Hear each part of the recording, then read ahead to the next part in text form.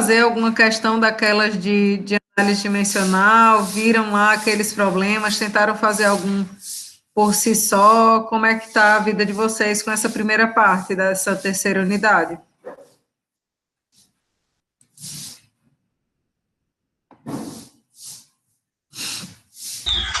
Eu cheguei a tentar, tentei fazer aquele outro, professora, só que eu não consegui, não. Aquele último exercício. Qual o último exercício, Fernando? Foi aquele último slide, né? Eram, acho que, 2 questões. Aí teve uma que tratava da frequência, se não me engano. Sim, sei. Essa questão aí, Fernando, eu resolvi na outra turma. Então, se você quiser, já está no YouTube, eu acredito, o vídeo com essa resolução, tá? Ah, beleza, então depois eu dou uma olhada lá. E foi essa questão aqui, se eu não me engano. Deixa eu, só para a gente conferir que é a mesma. Essa daqui, né? Essa mesmo. Pronto. A resolução dessa questão já está lá, certo? Como que faz, como que... Todo o passo a passo dela eu fiz com a turma do 3-4. Então, vocês ficaram com um exercício, eles ficaram com o outro, e aí todo mundo tem as duas questões resolvidas no YouTube. Certo? Se ainda tiver dúvida disso aí você manda uma notícia que aí a gente faz, tá? Beleza. Então, meu povo, bem-vindos à melhor parte de mecânica, do assunto todo de mecânica dos fluidos, que se chama escoamento interno viscoso. É uma belezura, é a parte, assim, realmente que eu mais acho legal. A palavra que eu descreveria seria realmente só legal, né? Porque essa parte de escoamento interno viscoso, ela tem dentro dela alguns parâmetros que a gente não tinha apresentado ainda, porque ela contabiliza, né, esses efeitos de viscosidade, e a gente tinha feito muito das nossas análises com base na equação de Bernoulli, né, várias simplificações para a equação de Euler e tudo mais. Então, até agora, né, o que a gente tinha visto a respeito de viscosidade era simplesmente de que essa propriedade ela refletia a tendência desse fluido em resistir a um movimento que era imposto a esse fluido, né? Então, ela era associada a essa resistência que o fluido oferece à deformação por cisalhamento, sendo correspondente ao atrito interno, né, dessas interações, devido a essas interações intermoleculares que a gente sabe que existe, né, dentro de qualquer fluido. E aí, a lei da viscosidade de Newton justamente relacionava essa tensão cisalhante com a taxa de deformação do fluido, né, através de uma relação linear, e quem era a inclinação dessa reta, né, era justamente a viscosidade do fluido. Então, a viscosidade, ela trazia essa proporcionalidade entre a tensão aplicada e a taxa de deformação. Então, quanto mais viscoso era o fluido, mais tensão eu precisava aplicar para obter uma mesma deformação, né, se comparado com um fluido menos viscoso, ok? E aí, o que acontece, né? Só para a gente poder, todo mundo ficar na mesma página de onde que a gente veio para onde que a gente vai.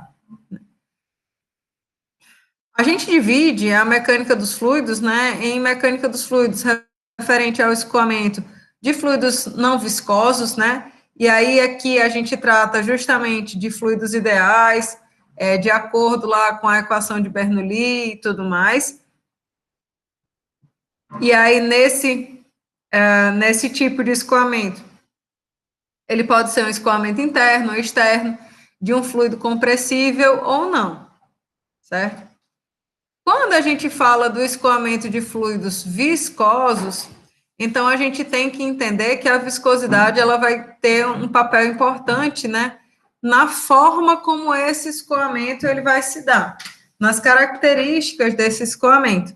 Então, a gente diz que o escoamento viscoso, ele pode ser laminar ou turbulento. Quem vai trazer essa informação do regime de escoamento é justamente o número de Reynolds, né? Mas fluidos viscosos também podem escoar interna ou externamente, e esse fluido ele também pode ser compressível ou incompressível, certo? Então perceba que a característica de viscosidade ela não impacta na questão da compressibilidade e nem na característica de se esse escoamento ele é interno ou externo.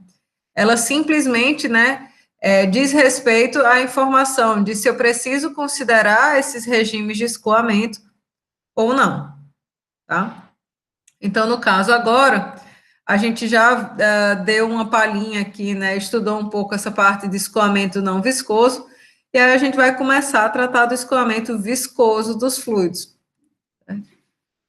E aí, como a gente tinha falado, né, na aula passada, as forças inerciais, elas estão presentes em praticamente todos os problemas de mecânica dos fluidos, né? E razões entre forças sempre vão produzir um número adimensional. Então, um dos números adimensionais mais importantes que a gente tem é justamente o número de Reynolds, né? Eu vou passar aqui, porque, na verdade, isso aqui a gente já falou na aula passada, né, sobre alguns desses números adimensionais. Então, o número de Reynolds, ele vai ser esse adimensional mais conhecido aí da mecânica dos fluidos, que vai descrever o regime de escoamento de um dado fluido, e ele vai trazer a medida da razão entre as forças de inércia e os efeitos viscosos, né? Então, se eu tenho valores pequenos de número de Reynolds, indicam uma importância bastante grande da viscosidade, ó, aqui do denominador. Então, se eu tenho valores pequenos de número de Reynolds, essa característica viscosa do fluido, ela é mais pronunciada, certo? E então, a viscosidade, ela age ordenando esse escoamento de fluido de maneira a produzir uma característica laminar, né? Camadas por camadas de fluidos, escoando umas sobre as outras. Já valores mais altos do número de Reynolds vão ter a preponderância, né, das forças inerciais, das características de velocidade, de momento linear desse fluido, tá? Então, a gente tem justamente as características de um escoamento turbulento, certo?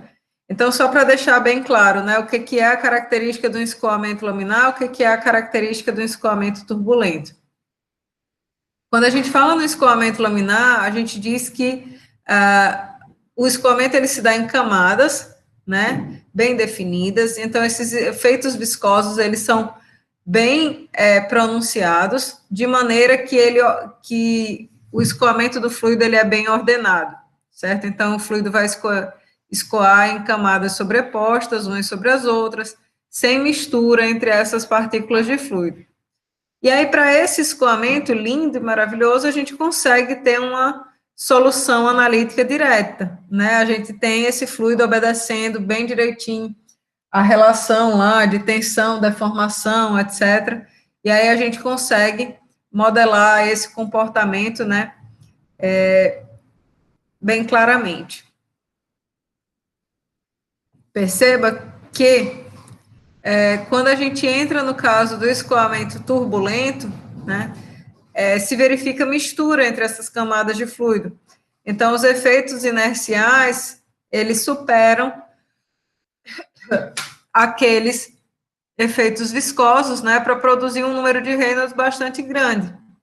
E aí, para o escoamento turbulento, eu não tenho uma relação de tensão, taxa de deformação bastante bem definida, né? Muito disso se apoia na parte de experimentação de fluidos e tudo mais. Então, no escoamento turbulento,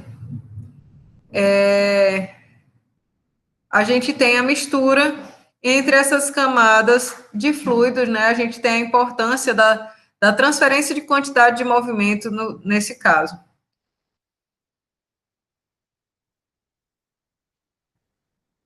E aí, para esse tipo de escoamento, a gente não tem solução analítica direta. Por quê? Porque a gente não tem essa relação tensão-deformação diretamente disponível para a gente substituir nas equações, por exemplo, lá de conservação de quantidade de movimento, certo? Então, aqui eu ia mostrar para vocês um vídeo do experimento de Reynolds, mas acabou que eu perdi o link daqui e não vou conseguir mostrar agora. Porém, vocês podem procurar no YouTube como que é feito um experimento de Reynolds, ele é bastante intuitivo e aí serve para vocês terem... Deixa eu botar aqui. Deixa eu ver se eu acho o que eu geralmente usava. Espera aí.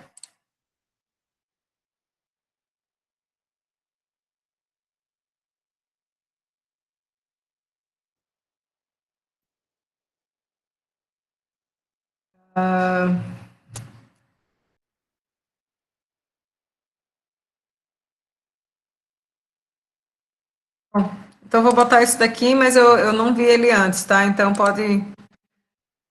Cadê? Calma, eu apertei no lugar errado.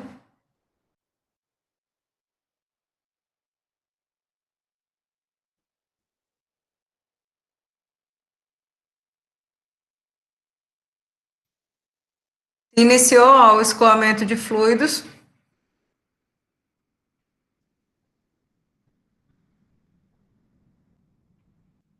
E aí, isso aqui é a característica do escoamento laminar, tá? Na medida que se aumente a velocidade, né, esse escoamento laminar ele vai passar, né, para a condição de transição e em seguida para a condição de um escoamento turbulento. Então, ó, na medida que ele aumentou já a velocidade, perceba que a gente já tem aqui essa porção aqui do fluido perdendo, né, essa característica de camadas bem definidas, né, a gente tem a mistura aqui nessa porção, e aí a gente já pode perceber que no escoamento turbulento mal é possível ver o filete, né, de corante, né, existe uma forte mistura aqui, e aí a gente nem consegue acompanhar a dispersão desse corante.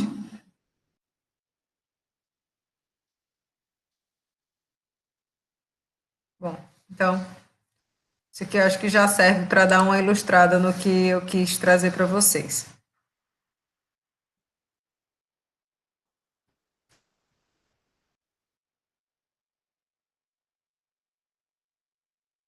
Quando a gente fala, né, dessa importância aí da viscosidade, né, de trabalhar ou com escoamento viscoso ou não viscoso, e aí no caso viscoso, do escoamento ser laminar ou turbulento, a gente vai agora, né, no nosso estudo de mecânica dos fluidos, trabalhar justamente com esses escoamentos viscosos, certo? Só que aí, como que a gente vai fazer isso, né? Como a gente sabe, o fluido viscoso, ele pode ser compressível ou incompressível, e o escoamento, ele pode ser interno ou externo. Então, essa etapa agora do nosso estudo se dá do escoamento de fluidos incompressíveis e viscosos internamente, certo? Depois a gente passa para o caso de escoamentos externos, ok? Então, perceba que a gente não vai avaliar o caso de escoamento compressível agora, tá bom? Então, quando a gente fala do que é um escoamento interno e o que é um escoamento externo, a diferença ela é bastante simples, né? No escoamento externo, a gente tem esse fluido escoando livremente, ou seja, não tem limitações, nenhuma orientação preferencial imposta por nenhum contorno sólido, né? Mas esse fluido ele vai poder estar escoando, então, por sobre um objeto, né? Então, o fluido está escoando sobre uma placa plana, o fluido está escoando sobre um aerofólio, né? qualquer objeto, qualquer corpo que esteja completamente imerso nessa massa fluida, né? Caracteriza esse escoamento externo. Já o escoamento interno, a gente tem que o caminho que o fluido deve percorrer, né? Ele é delimitado por uma superfície sólida, um contorno sólido, geralmente impermeável, né? E aí o fluido ele tem que passar através daquele conduto, daquele tubo, daquele bocal, difusor, etc. Então, escoamentos internos são aqueles que são limitados completamente, né, por uma superfície sólida, um contorno sólido. E aí, vocês podem estar se perguntando, né, beleza, professora, o escoamento agora que a gente vai tratar é o escoamento interno, ótimo, maravilhoso, mas qual que vai ser a diferença do que a gente está fazendo agora para o que a gente fez anteriormente, né? Qual é o papel da viscosidade nessa nossa conta? O que vai mudar por eu considerar que esse fluido ele é viscoso? Então, eu vou dar um exemplo que é o exemplo mais simples do efeito da importância dessa viscosidade no escoamento, né? Que é através do escoamento externo do fluido sobre uma placa plana. E aí a gente vai estender esses conceitos que a gente vai ver agora para os escoamentos internos, certo? Então, eu não sei se vocês já se perguntaram, né? Mas como é que o fluido sabe que existe um contorno sólido no caminho dele? Como é que a informação da existência de um contorno sólido, percebida inicialmente pela porção de fluido imediatamente em contato com ele, se propaga através das outras regiões de fluido? Então, como será que isso ocorre? Quem que faz essa propagação dessa informação, né? Então, a gente pode imaginar um caso bastante simples, né? Eu tenho um ventilador ligado, e aí o ar, que é soprado por esse ventilador, ele vai estar escoando sobre uma placa plana, uma mesa, por exemplo. Isso aqui eu estou falando, pessoal, guardando as devidas proporções para coisas que a gente vê no dia a dia. Mas se quiser estender esse mesmo conceito, essa mesma informação, para modelar, por exemplo, a forma como o vento, né, atinge a praia e aí isso se propaga para as regiões metropolitanas, é a mesma ideia, certo? A diferença é só que no caso do vento a gente tem a questão dele não ser constante, né? E aí quando eu estou ligando, quando a gente traz o problema de um ventilador ligado, a gente pressupõe que esse fornecimento, né, essa velocidade do fluido, ela é constante, certo?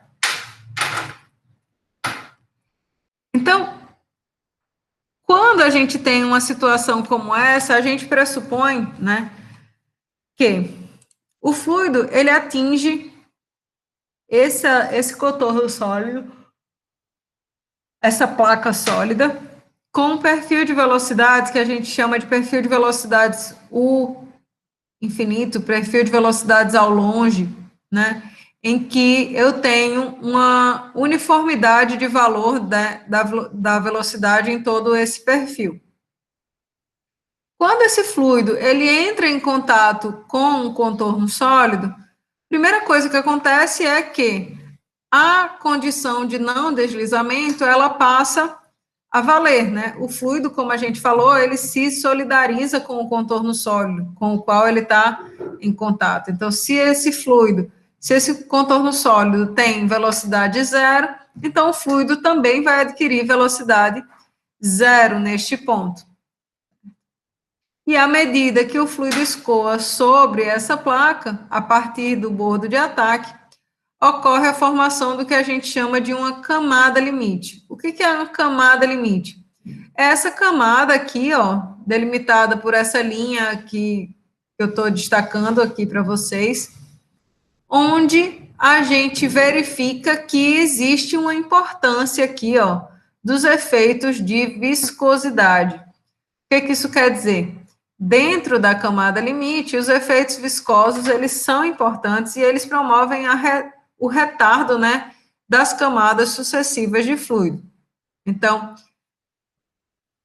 à medida que o fluido escoa sobre a superfície estacionária a partir do bordo de ataque, a informação de que ali existe uma superfície parada é transferida à camada fluida imediatamente superior e a viscosidade do fluido é o agente envolvido nessa transmissão, que tende a desacelerar o fluido que antes se deslocava com uma velocidade U infinito. Então, perceba, dentro da camada limite, os efeitos da viscosidade, enquanto ente responsável pela desaceleração do fluido, enquanto ente responsável pelo consumo, né, de energia do fluido em decorrência do atrito dessas partículas fluido, ela é fundamental, certo? Se a gente considerar, então, aqui que se houve a ação do efeito da viscosidade, e aí retardou a camada de fluido, essa camada de fluido retardou a camada de cima, que retardou a camada de cima, mas aí não retardou praticamente a diferença, né, entre essa camada daqui e a imediatamente superior foi pequena, então a gente diz que cessam os efeitos da viscosidade. Porém, perceba que, para cada posição mais adiante que eu considerar, mais e mais fluido ele passa a ser perturbado pela presença da placa, né? Porém, vai sempre existir uma região, né, distante dessa placa, aqui no eixo vertical, que não foi afetada ainda pelos efeitos da viscosidade, certo? Então, a camada limite é essa região do escoamento, vou destacar ela aqui. A camada limite é essa região do escoamento próxima à interface entre o fluido que escoa e um outro corpo, né, no caso aqui uma placa plana, onde os efeitos viscosos determinam a configuração do escoamento. Então, dentro da camada limite, que é essa região aqui destacada de vermelho, a gente tem a importância dos efeitos viscosos, e são os efeitos viscosos que determinam a configuração do escoamento, certo? Aí vocês podem me perguntar, o desenvolvimento da camada limite sobre uma placa plana tem fim? Quando é que acaba de se desenvolver a camada limite sobre uma placa plana? Nunca. Enquanto tiver placa, tem desenvolvimento de camada limite, certo? Então, vamos supor que aqui é o começo de uma dada, sei lá, de uma mesa. Aqui é a posição x igual a 0 da mesa, aqui é a posição x igual a L, o comprimento total da mesa. A partir desse ponto, né, a partir do final da mesa, obviamente a gente não tem mais desenvolvimento de camada limite, né? Por quê? Porque a camada limite ela só surgiu em decorrência da ação dos efeitos viscosos por ele ser necessário para passar a informação de que aqui existe um contorno sólido, certo?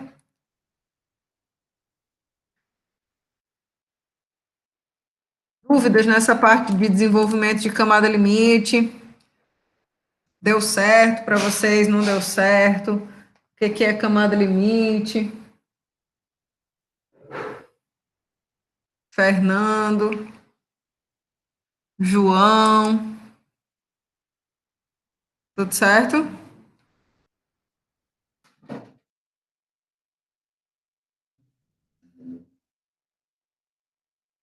Ótimo, Claudemir. Porque veja só, a ideia do que a gente fez agora, ela vai ser aplicada agora para o nosso caso real de estudo, que é o escoamento interno de fluidos viscosos. Então, a gente vai ver agora como que a camada limite se desenvolve quando a gente está falando de um escoamento totalmente delimitado por contornos sólidos. Então, o fluido, lá no caso da placa plana, ele só entrava em contato com o contorno sólido numa direção, né? Agora, a gente vai ter esse fluido entrando em contato com o contorno sólido em várias dimensões, de tal forma que o escoamento desse fluido é completamente restrito por esse contorno sólido, certo?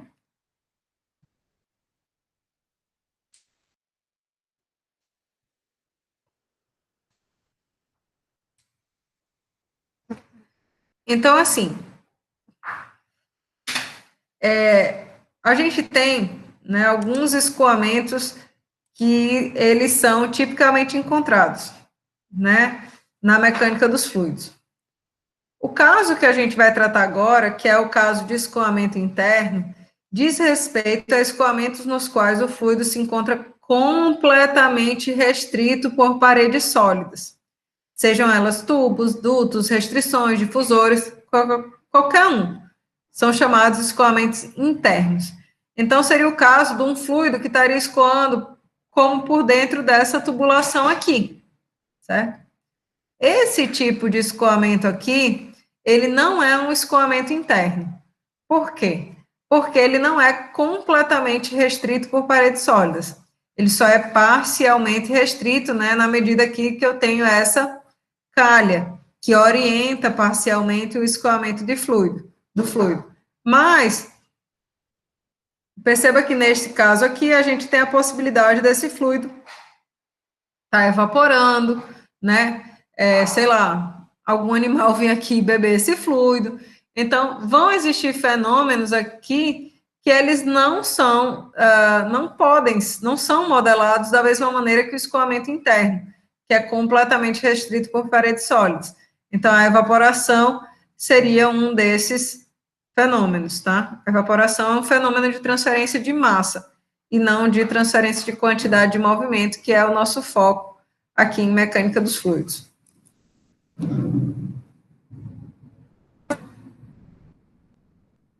O que seria, então, um exemplo de escoamento interno, né? Nós trabalhamos tipicamente com escoamentos internos para o nosso funcionamento, né? Enquanto máquina humana. Por quê? Porque a gente trabalha num circuito fechado aí de sangue.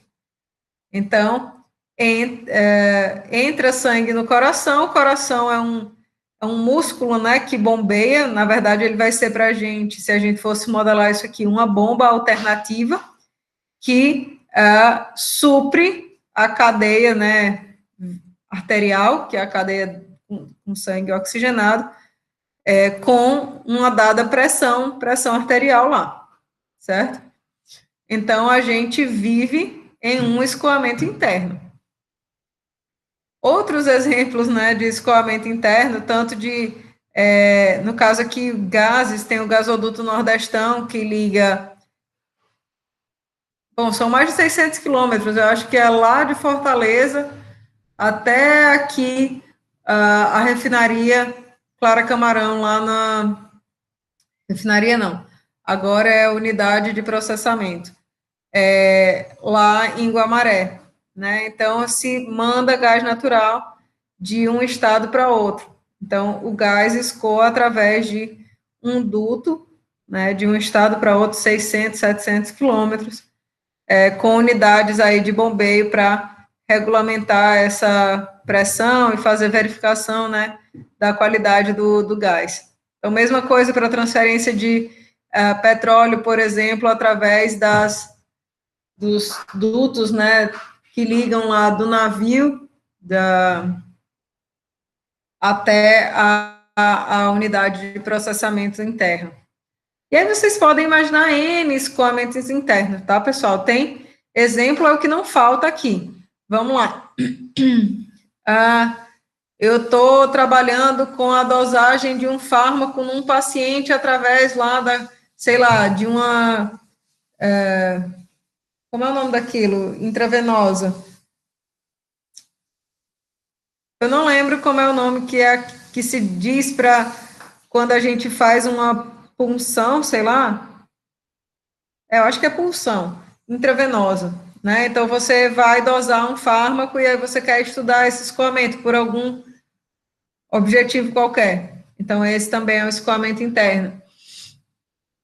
Então, existem N exemplos que a gente pode avaliar aqui com base nesse tipo de escoamento, certo?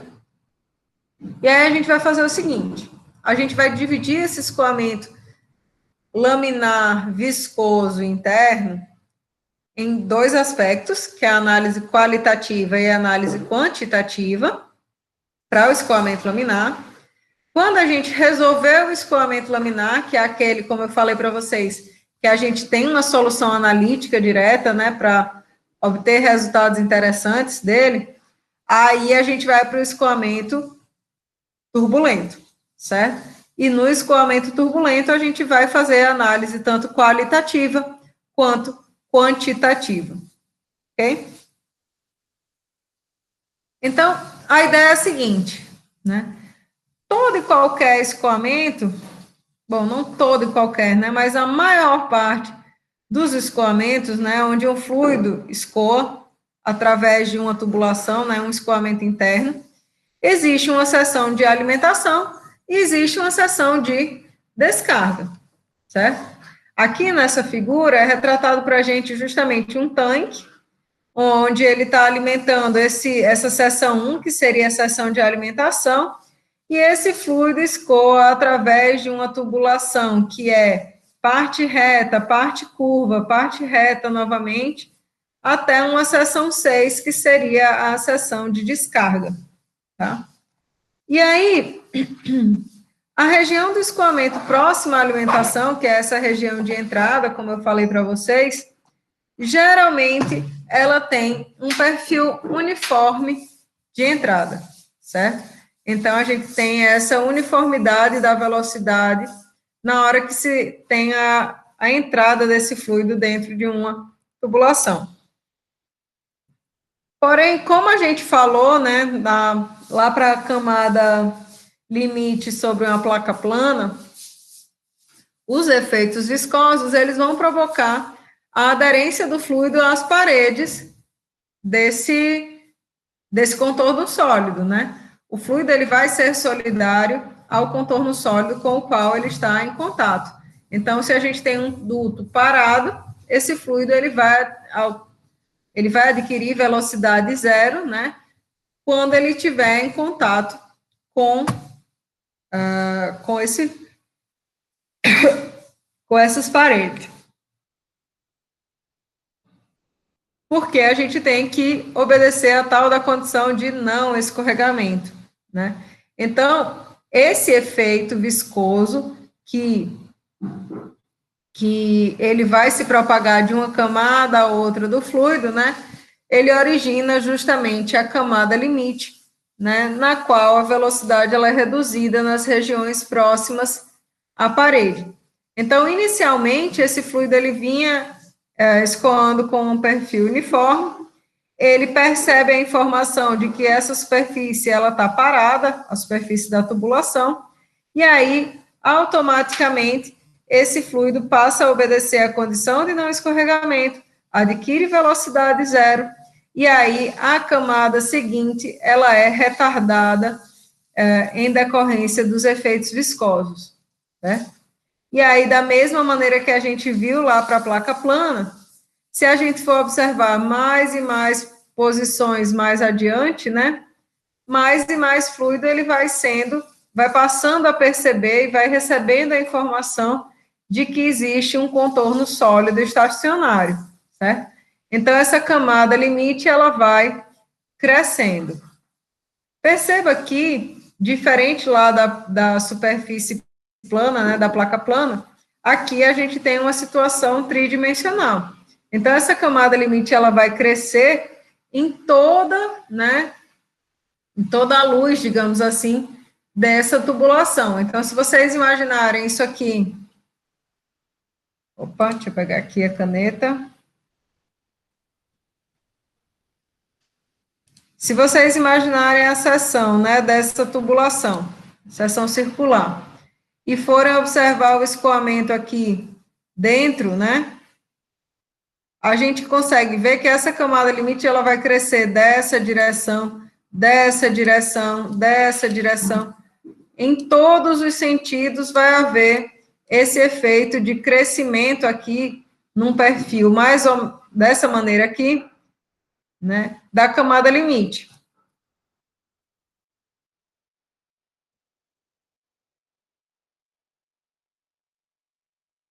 O ponto é, a existência dessa camada limite, ela vai provocar mudanças no perfil de velocidade do escoamento. Por quê? Bom, a gente tinha aqui num ponto inicial um perfil uniforme de velocidade. Num ponto mais adiante, eu vou já ter um perfil em que parte do escoamento ele está sentindo os efeitos viscosos, né? Essa porção aqui que está justamente dentro da camada limite, e uma parte que ainda não foi afetada pelos efeitos viscosos. Numa porção mais adiante, perceba que a porção do escoamento que já percebeu os efeitos da viscosidade, ela cresce, enquanto essa porção não viscosa, né, não viscosa que eu quero dizer que ainda não sentiu os efeitos da viscosidade, ela vai diminuindo. Então, a gente diz que nessa região de entrada, existe um perfil de velocidades que é função não somente da cota radial, né, que seria essa ao longo da circunferência dessa tubulação, mas também existe uma dependência desse perfil de velocidades com a posição X, né, a posição ao longo desse comprimento da tubulação. Então, a gente tem esse perfil de velocidades que varia também com a posição X. E aí, percebam que da seção 1, que é a seção de entrada, até esse ponto aqui que ele está destacando, que limita a seção 2, sempre vai existir uma porção aqui, ó, do escoamento, como eu tinha destacado para vocês anteriormente, que não sentiu ainda o efeito da viscosidade, né? Então, existe uma região que a gente chama de região invíscida, que ainda não sentiu os efeitos da viscosidade. Todo o restante do escoamento, né, fora dessa região invíscida, é justamente um escoamento em camada limite. E quando a gente chega na seção 2, a gente verifica que a camada limite formada em cada parede, ela toma toda a seção do escoamento, de tal maneira que esse escoamento ele será considerado plenamente desenvolvido a partir daí, certo? Então, a partir da seção 2, a gente tem o que a gente chama de um escoamento plenamente desenvolvido. E aí a gente verifica que o perfil de velocidades, né, o de R, o perfil de velocidades é função somente da cota radial, e ele é o mesmo para qualquer posição aqui entre o ponto 2 e o ponto 3, né? Por que o ponto 3? Porque o ponto 3 é um ponto em que se inicia uma curva. Então, sempre que a gente tiver mudança nas características do escoamento, como presença de curvas, válvulas, bombas, etc., então a gente tem mudanças no perfil de velocidades ao longo desses elementos.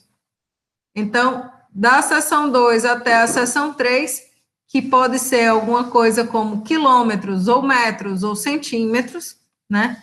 A gente tem um escoamento completamente desenvolvido e um perfil de velocidades que não muda ao longo do comprimento do tubo. Essa região de 1 para 2 que a gente destacou, chama-se escoamento na região de entrada, certo? E o comprimento dessa região a gente chama de comprimento de entrada, que é a distância desde o ponto, né, em que o fluido adentrou na tubulação até o local onde a camada limite atinge a linha de simetria desse tubo.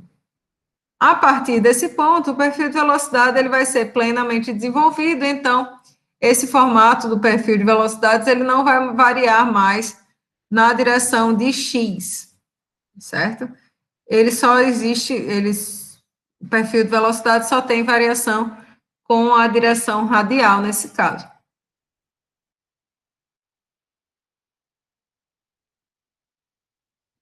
Obviamente, esse comprimento de entrada, ele é uma função da característica do escoamento. Se a gente está falando do escoamento laminar, né, a gente tem uma forma de crescimento dessa camada limite, e se a gente está falando do escoamento turbulento, a gente tem outra forma de crescimento da camada limite. Então, se a gente está trabalhando com o escoamento laminar, esse perfil de velocidades, ele vai crescer como uma função do número de Reynolds linear, certo? Então, quanto maior for o número de Reynolds ou o diâmetro, esse comprimento aqui vai aumentando para o escoamento laminar, né? Isso aqui é a equação de uma reta. Se, por outro lado, a gente estiver falando de um escoamento turbulento, né? Esse comprimento de entrada ele vai ser uma função do número de Reynolds também, mas agora elevado a 1/6, né?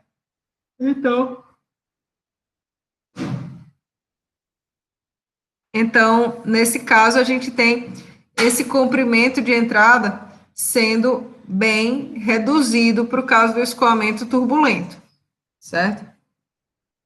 Então, se a gente quiser estimar qual que vai ser esse valor esperado de, sei lá, metros, centímetros, etc., desse comprimento de entrada no escoamento laminar e no escoamento turbulento, em termos do diâmetro da tubulação, a gente pode substituir, né, simplesmente o valor de 2.300 como limite para o escoamento laminar, e aí a gente vai ver, ó, que o comprimento de entrada para o escoamento laminar, ele está na faixa de 140 vezes o diâmetro.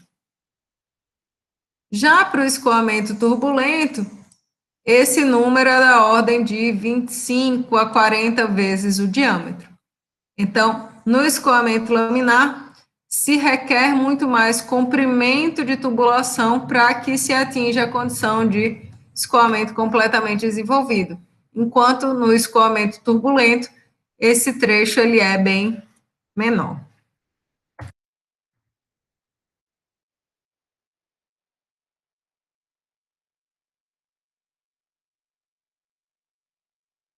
Ô, Ney, só vai ser escoamento interno se tiver completamente limitado por um contorno sólido, certo? Não necessariamente só um tubo, tá?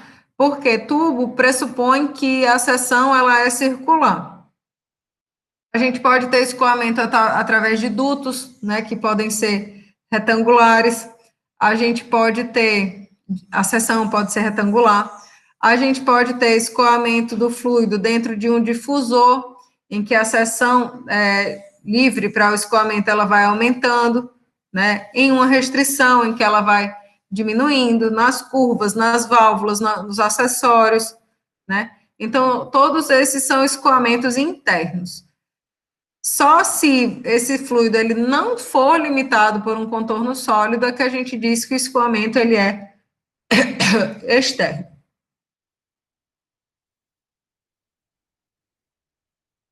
Ok?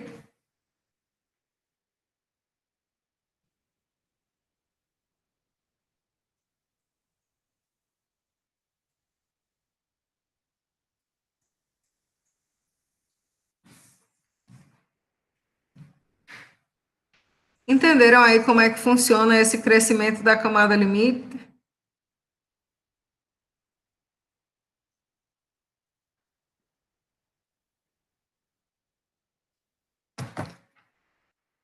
Ótimo.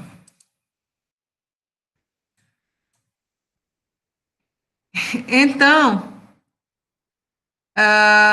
esse seria o aspecto qualitativo, né, de como que funciona esse escoamento interno viscoso, né, enquanto um escoamento Na verdade, essa parte qualitativa, né, tanto faz se é escoamento laminar ou turbulento.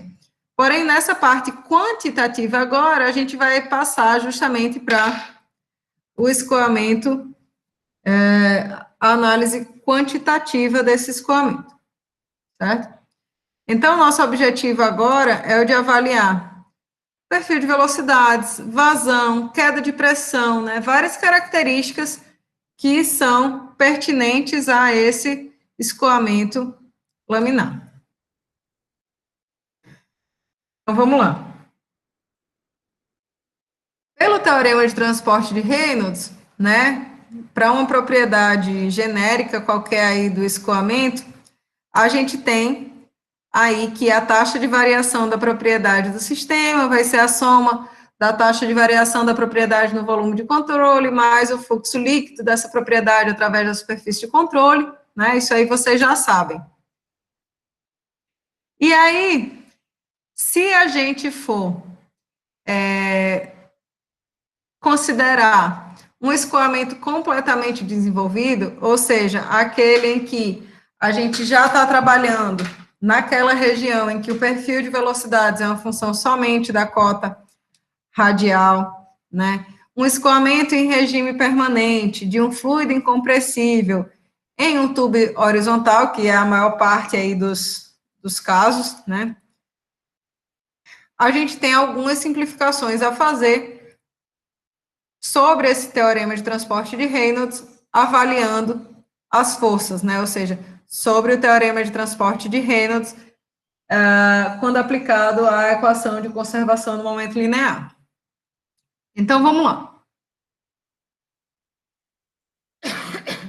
Para a equação da conservação do momento linear, naquela perspectiva lá integral que a gente já conhece, a gente sabe que a taxa de variação do momento linear do sistema é igual à taxa de variação do momento dentro do volume de controle, mais o fluxo líquido de momento através da superfície de controle, e essa taxa de variação ela é igual ao somatório de forças de campo com forças de superfície, né?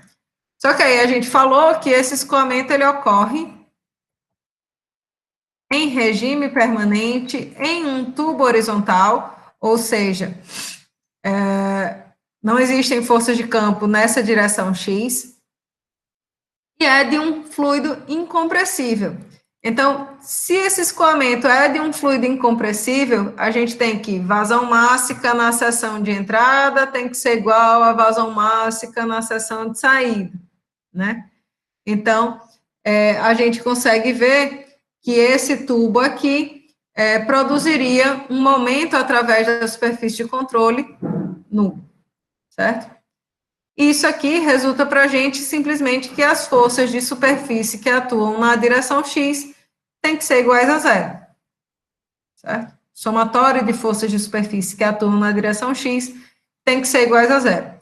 E aí, que forças são essas de superfície, né? A gente tem forças de superfície referentes à tensão normal e forças de superfície referentes às tensões cisalhantes, tá? Então, a gente pode considerar, por exemplo, a pressão como tendo um valor claro estabelecido aqui no centro desse nosso volume de controle, e aí a gente pode usar a expansão em série de Taylor para avaliar as forças referentes à pressão em cada uma das superfícies desse nosso volume de controle infinitesimal, certo? Então, eu teria para essa face aqui, P mais ρP ρx dx sobre 2, né? A função no ponto que eu conheço, mais a derivada da função, vezes a distância do ponto à origem, vezes a área em que ela atua, pressão vezes a área resulta a força de superfície referente a essa pressão, e essa pressão atua na direção do X negativo. Então, esse termo aqui refere-se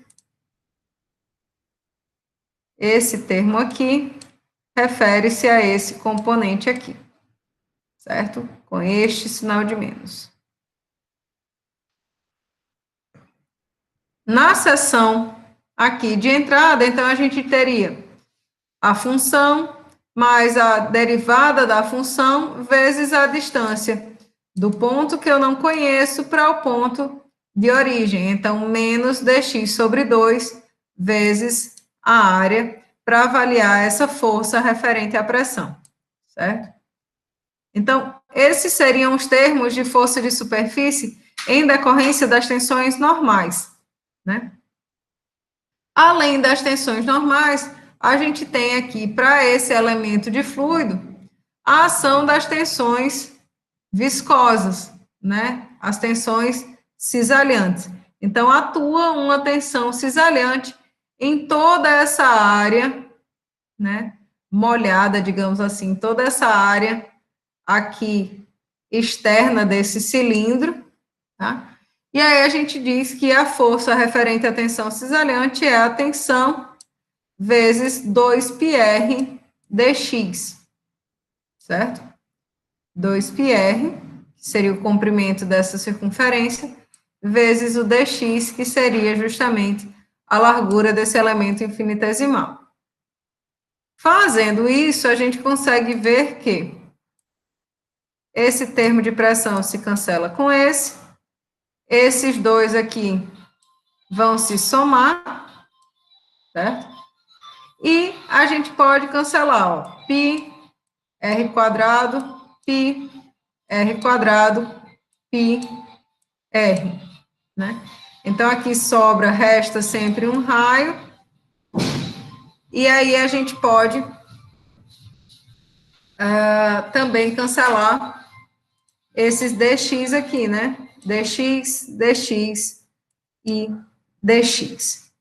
Então, dessa relação, né, da conservação do momento linear para esse elemento infinitesimal, a gente tem que ρp, ρx vezes o raio tem que ser igual à tensão que esse elemento fluido sofre na sua superfície, vezes 2, certo?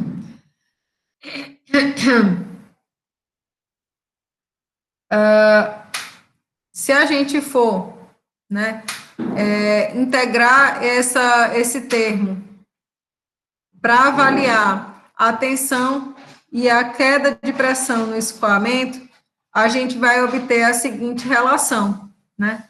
De que na parede, a tensão na parede, ela é ΔP sobre L vezes o raio sobre 2. O que acontece, né? Agora pode ser que alguém fique com alguma dúvida com relação a sinais, né? Alguma coisa assim. Esse termo aqui, ΔP sobre L, a gente chama de queda. Meu Deus, toda a minha coordenação foi-se embora. Queda de pressão. Então, queda de pressão já pressupõe, né? A gente já informa que a pressão na seção de saída ela vai ser menor do que a pressão na seção de entrada, correto? Só pelo termo queda de pressão, a gente já sabe que esse valor aí de ΔP, ele vai dar uma informação de um valor positivo que representa quanto que a pressão variou da seção maior para a seção de menor pressão, certo? Então, queda de pressão diz respeito, deixa eu ver se aqui eu já escrevi isso. Não escrevi, então vou escrever.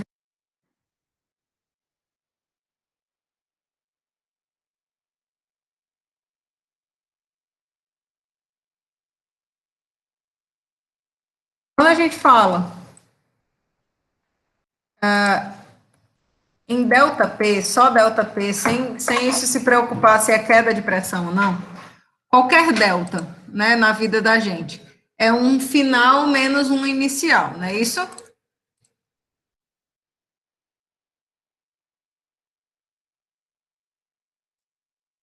Qualquer ΔP seria P2 menos P1, né? valor qualquer de ΔP.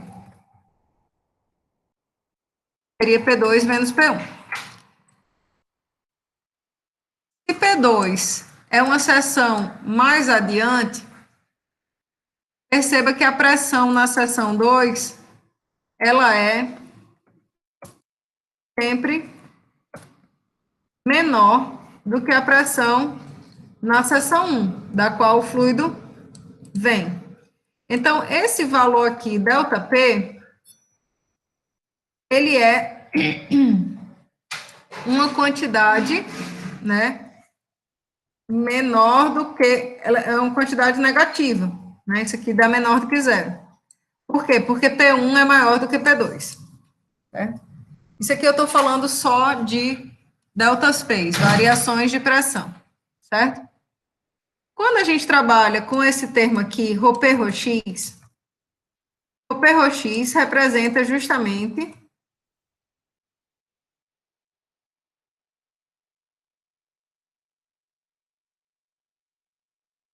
P2 menos P1 dividido por X2 menos X1, certo? A diferença de pressão pela diferença de cota. Então, esse termo de cima seria uma quantidade positiva e X2 menos X1 seria uma quantidade, P2 menos P1 é uma quantidade negativa e X2 menos X1 é uma quantidade positiva, certo? Então, isso aqui tudo seria uma quantidade negativa, ok? Esse termo aqui, ΔP sobre L, é o que a gente chama de queda de pressão.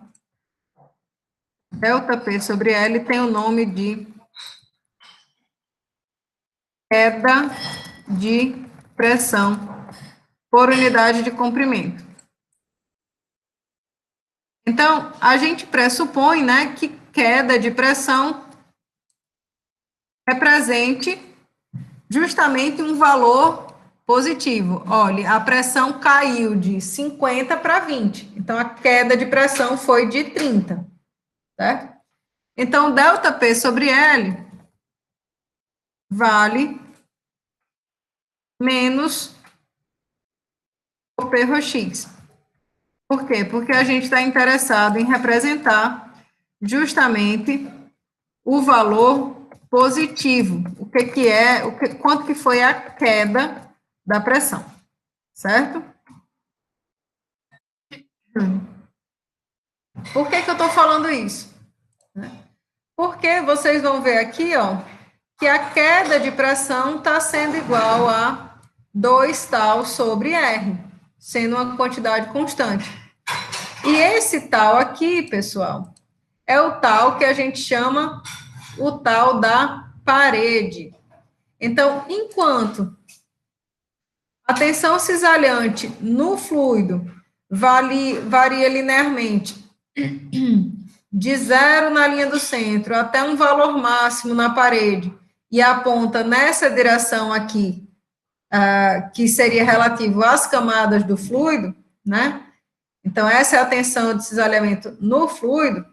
A tensão na parede aponta na direção oposta, certo? Então, a gente tem a relação de que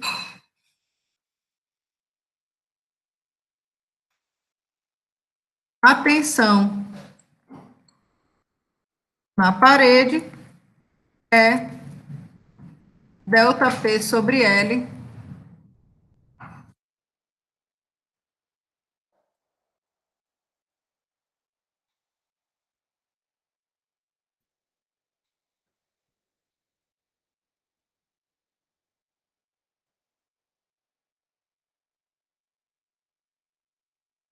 ΔP sobre L, certo? E aí esse valor de R é justamente o valor de Rzão correspondente ao valor da cota radial na parede, certo? Dúvidas, senhoras e senhores?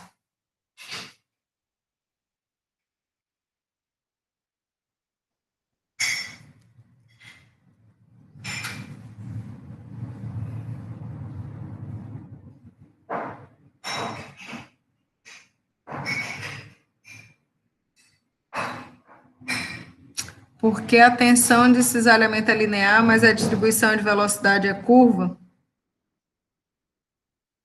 a gente vai chegar nessa relação agora, tá, João? Se preocupe não, que vai dar, você vai ver exatamente por que que a gente vai obter uma equação de uma parábola, tá? Então, veja só, a gente obteve essa relação aqui para a tensão, não é isso? E para a gente chegar no que João perguntou, que é o perfil de velocidades, a gente vai considerar que o fluido que está escoando é um fluido newtoniano, ou seja, que a tensão ela se relaciona com a taxa de deformação do fluido por μ deu dr, certo? No caso dessas coordenadas aqui cilíndricas. E a gente vai usar a informação justamente de que a tensão. Eita! μ deu dr vai se substituir aqui no termo referente à tensão cisalhante, certo? Então, fazendo isso, a gente consegue separar du, né, das variáveis que se referem a essa cota radial. Então, R passa para cá multiplicando, 2 passa dividindo, a viscosidade passa dividindo, e o dr também passa para esse outro lado, multiplicando, certo? Então, du fica sendo ΔP sobre L, 1 sobre 2μ, vezes R dr. Quando a gente efetua essa integração, né, usando como limites o fato de que a velocidade é zero quando R vale R, ou seja, quando a gente está trabalhando na condição aqui da parede, e que a velocidade vale um valor qualquer que depende do raio, uma posição radial qualquer, a gente fica com integral de du é U, ΔP sobre 2μL é constante com relação ao raio, e aí a integral de R dr fica sendo R ao quadrado sobre 2, certo? E aí o 2 fica aqui.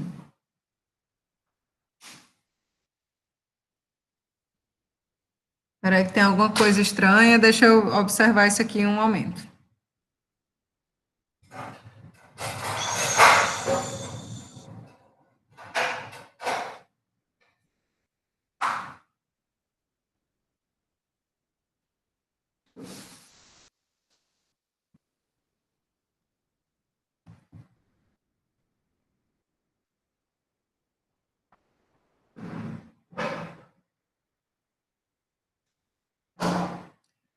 Já sei o que foi. Justamente isto daqui. Peguei essa equação aqui para integrar, não foi? Então, só para não haver nenhum desconforto mais adiante, tá, pessoal? Nenhuma dúvida. O problema foi que eu queria pegar essa equação para integrar, e na verdade eu peguei a equação com o uso de ΔP, certo? Então aqui eu tinha que ter um sinal negativo. E ΔP sobre L, como eu falei para vocês, é menos ρP ρx, certo? Então menos ρP ρx, menos ΔP sobre L aqui. Ah, meu Deus, travou.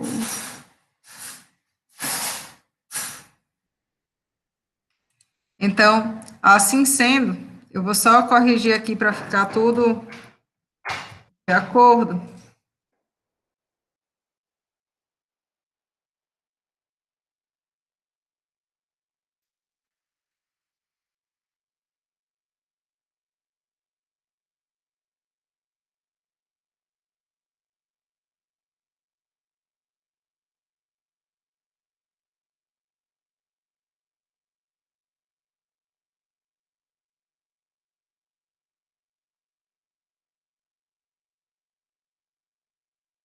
Pronto, agora tá ok.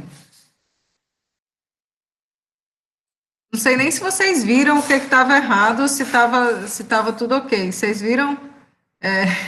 Não sei se vocês acompanharam o porquê que eu fiz o que eu fiz. A questão é assim, né? Quando a gente estava querendo fazer essa integração aqui, eu tinha usado ΔP sobre L ao invés de ρP ρx. Então, fazendo isso, né, usando a informação de que ρP ρx vale menos ΔP sobre L, então a gente tinha essa equação inicial, eu substituí que tensão era μ, deu dr aqui, certo? E aí fiz a separação de variáveis dessa forma, como a gente tinha falado anteriormente, isso fiz essa integração aqui, tá? Fazendo isso, a gente ficaria com o P rho x 1 sobre 2.000, R quadrado sobre 2, né? E aí ficaria Rzinho quadrado sobre 2 menos Rzão quadrado sobre 2, certo? E aí eu optei por representar aqui como Rzão quadrado sobre 2 menos Rzinho. Para fazer isso, eu preciso entender que ρP ρx é menos, menos a queda de pressão por unidade de comprimento, né? Então, ρP ρx é ΔP sobre L. Menos ρP ρx é ΔP sobre L. E aí a gente pode obter a equação do perfil de velocidades para esse escoamento laminar interno, certo? Laminar viscoso interno. Fazendo isso, pessoal, em posse do perfil de velocidades, a gente tem um número de informações que a gente pode obter. Por exemplo, a gente sabe que a velocidade máxima do fluido ela vai ser atingida na linha central, que é aquele ponto em que a tensão de cisalhamento ela é mínima. Então, se a tensão é mínima e a velocidade vai ser máxima, e esse ponto vai ser um ponto de inflexão. Então, a gente pode pegar o perfil de velocidade, calcular a derivada dele igual a zero para avaliar qual que vai ser o valor de R no qual existe essa inflexão. E aí a gente vai ver que R só pode ser igual a zero, porque ΔP, μ e L são quantidades que já tem valor numérico, né? Então, R, que é a cota radial, tem que ser igual a zero. Então, a velocidade máxima realmente ocorre quando a posição, né, R é zero.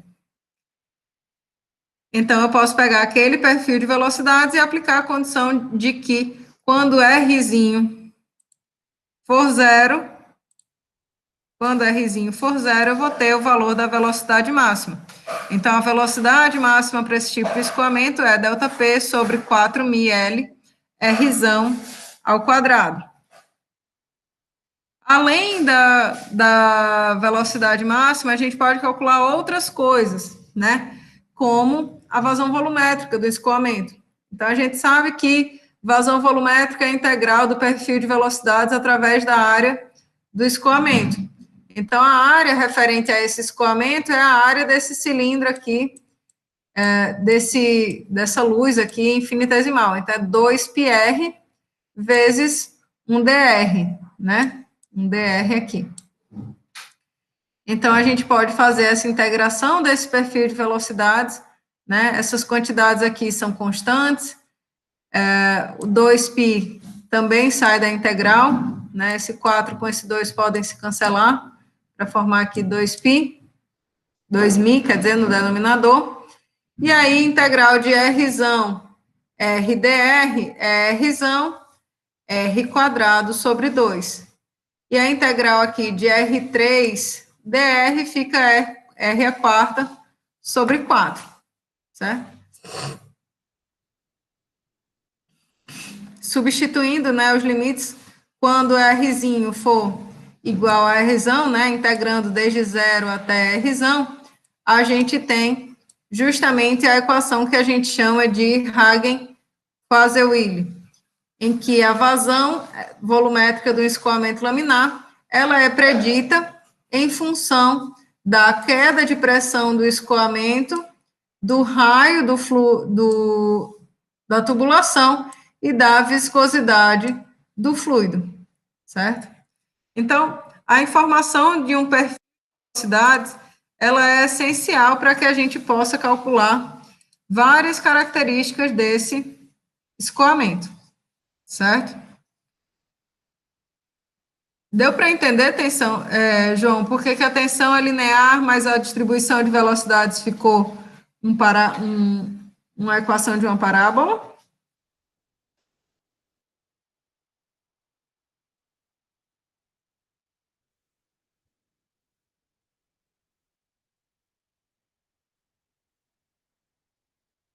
Pronto. Então, meu povo, sendo assim, a gente tem exercícios aqui para a gente testar esses conhecimentos antes que a gente possa iniciar, né, na aula que vem, a parte de escoamento interno viscoso turbulento, certo? Então, na verdade, aqui é tudo bastante simples, né? Para esse escoamento laminar, a gente já obteve praticamente todas as equações que são pertinentes, né? E aí ele coloca essa questão, né? Um óleo com uma viscosidade dinâmica de 0,40 Pascal vezes segundo e massa específica 900 quilos por metro cúbico escoa num tubo de diâmetro interno de 20 milímetros. Determine a queda de pressão necessária para produzir uma vazão de 2 vezes 10 a menos 5, considerando o tubo horizontal. Então, seria muito fácil a gente só pegar aquelas equações, substituir e obter o valor, né? Porém, perceba que ele não fala nada a respeito de se esse escoamento é laminar ou turbulento. Então, a primeira coisa que a gente vai fazer é calcular o número de Reynolds.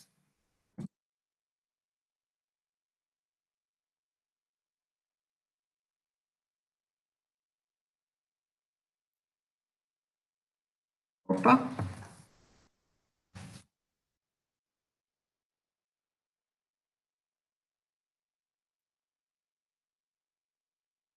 Eu não tenho viscosidade aqui.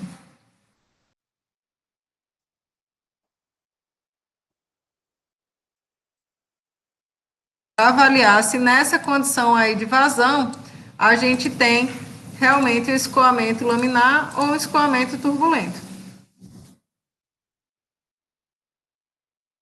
Então, a gente sabe que a vazão volumétrica desse escoamento é de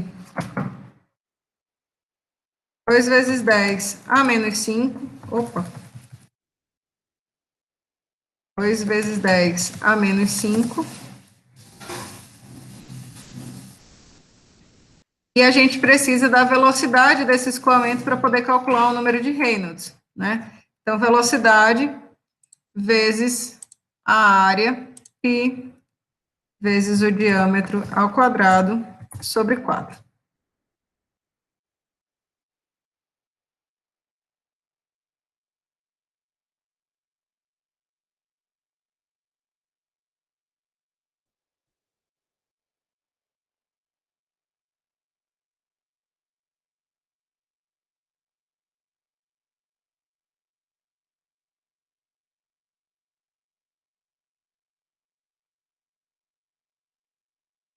E aí o diâmetro é justamente de 20 milímetros. Então, 20 vezes 10 a menos 3. Quanto que dá aí essa velocidade, por favor, pessoal?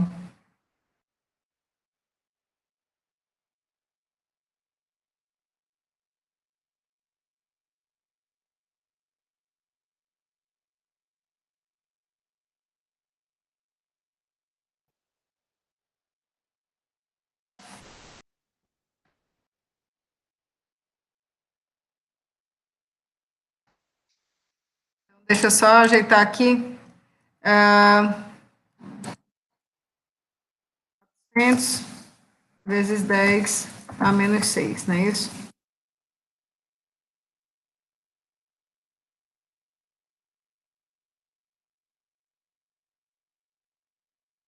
Então, isso aqui é 10 a menos 5 vezes 10 a menos 1. Esse 10 a menos 5 aqui vai embora. 4 vezes 2 dá 8. Ai, Cacilda. 8. Esse 10 a menos 5 aqui. 10 a menos 5 também vai embora.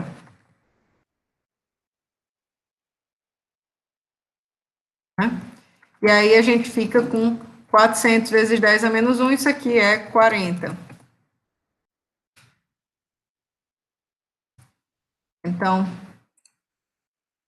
8 dividido por 2,14 dividido por 40. Uma velocidade bastante baixa, né? De 0,06. Deu isso de vocês?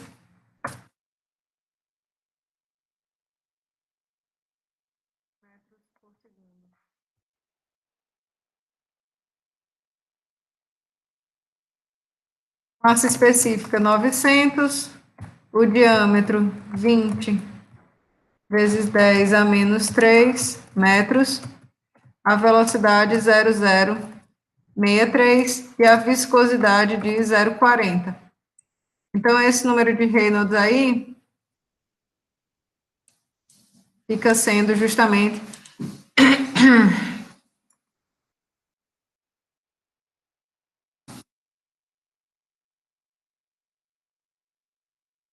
20 vezes 10 a menos 3 dá 0,02 metros, tá, pessoal?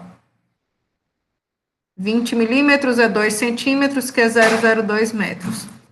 Vezes 900, vezes 0,063, dividido por 0,40. Então, número de Reynolds bastante baixo, escoamento completamente laminar. Né?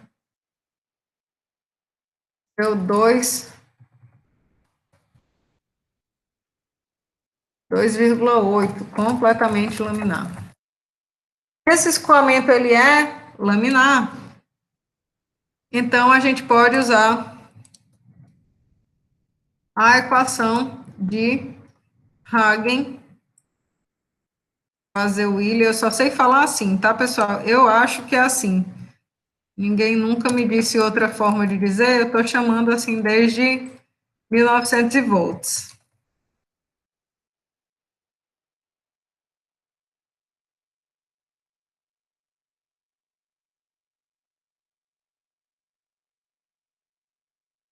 Comprimento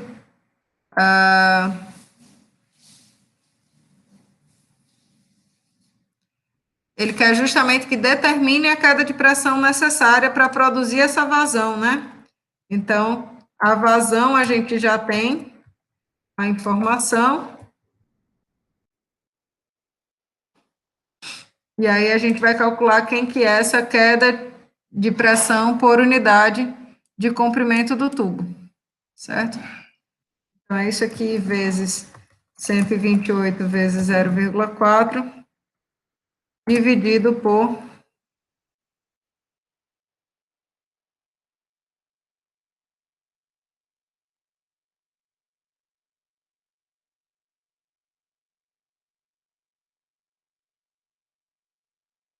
quanto que dá isso, meu povo?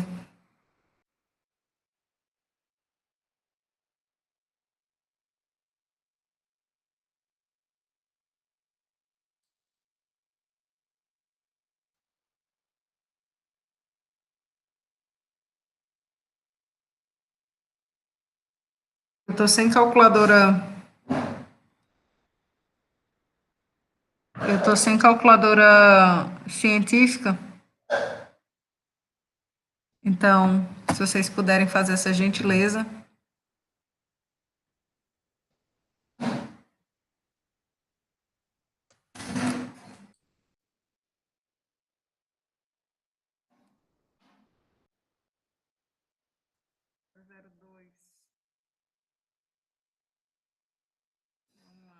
elevado à quarta vezes 3,14. 5.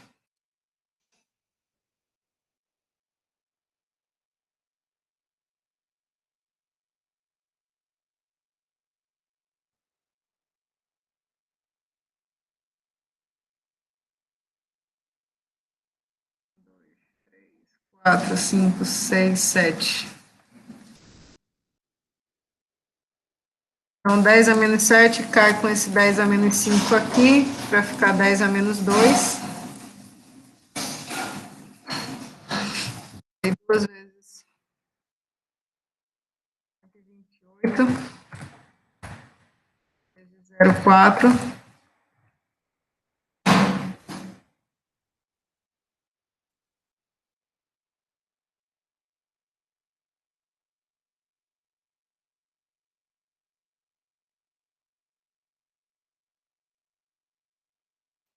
Dividido por... Opa!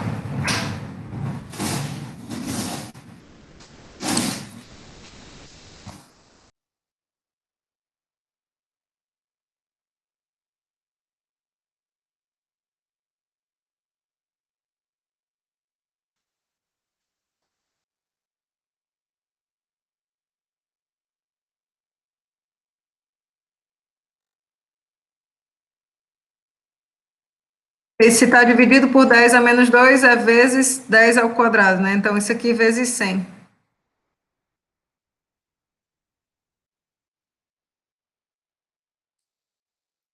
2.380 pascais por metro. Veja se dá isso mesmo na conta de vocês. Pronto. Excelente. Ainda bem. Pois tá, meu povo. No material de vocês que está lá no Cigar, tem também essas outras questões aqui. E aí, na aula que vem, a gente começa fazendo uma delas para retomar tudo isso da aula de hoje e começa na aula que vem a falar de escoamento turbulento, escoamento interno viscoso turbulento. Eu vou dizer para vocês, essa é a parte da mecânica dos fluidos que eu mais gosto. É uma belezura. É bom demais. Tá bom?